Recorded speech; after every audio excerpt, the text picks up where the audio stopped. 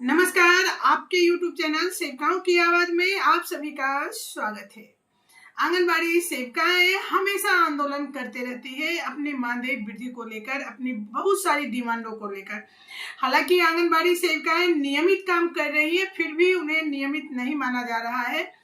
लेकिन आंगनबाड़ी सेविकाओं का कुछ जायज मांगे हैं जिसको लेकर लगातार वो आंदोलन करती है और सरकार से अपनी मांगों को लेकर हमेशा गुहार लगाती रहती है। ऐसा आंगनबाड़ी सेविकाओं का मानना है कि जो इतने काम उनसे ऑनलाइन ऑफलाइन दिया जा रहा है उसके अनुरूप मानदेय नहीं दिया जा रहा है। इस महंगाई में 9,000 के मानदेय में उनका पेट नहीं भर रहा है, उनका परिवार नहीं चल रहा है।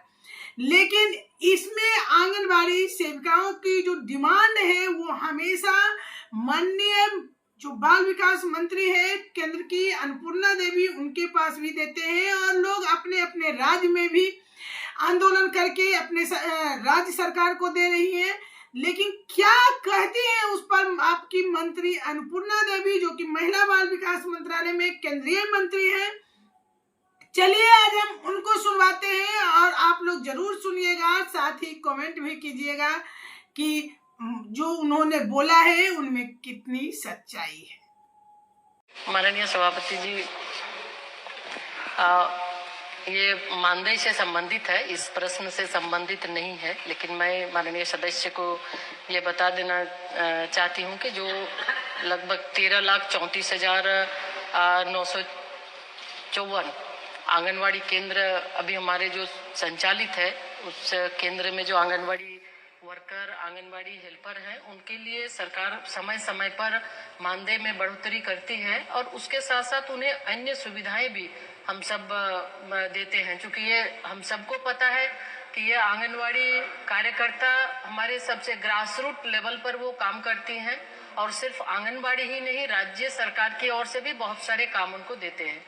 तो निश्चित रूप से दिन भर वो बच्चों के लिए और अन्य जो प्रेग्नेंट लेडी हैं, लैक्टेटिंग लेडी मदर हैं, अन्य सबके लिए वो काम करती है।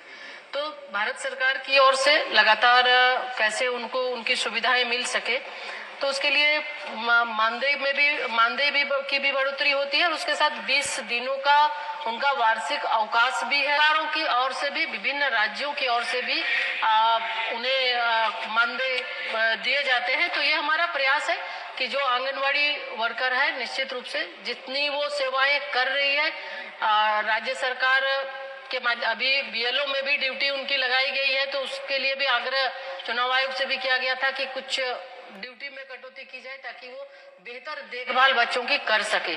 प्रधानमंत्री जीवन ज्योति बीमा योजना, प्रधानमंत्री सुरक्षा बीमा योजना कवर किया जाता है। आयुष्मान भारत प्रधानमंत्री जन आरोग्य योजना के माध्यम से भी लगभग 5 लाख की वार्षिक स्वास्थ्य कवरेज भी उन्हें दी जाती है।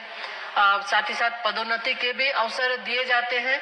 आंगनवाड़ी वर्कर से सुपरवाइजर, फिर सुपरवाइजर से सीडीपीओ, तो 50% तक का ये उन्हें दिया जाता है। जो आंगनवाड़ी कार्यकर्ता 50% पद, उसमें 5 वर्षों का जिसका अनुभव है उसमें भरा जाता है।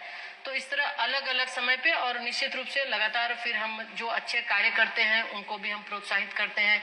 15 अगस्त 26 जनवरी में उन्हें भी दिल्ली लाकर उन्हें सम्मानित भी किया जाता है और पुरस्कृत भी किया जाता है। और उसके साथ साथ किया जाता है 180 दिन का स्ववैतनिक मातृत्व अवकाश की भी व्यवस्था की गई है। और अगर किसी भी तरह से उनका चिकित्सकीय गर्भपात या अन्य होती है तो उसमें भी कोई समस्याएं होती है तो उसमें भी 45 दिनों की छुट्टी उन्हें स्ववैतनिक उन्हें दिया जाता है। तो ये हमारा लक्ष्य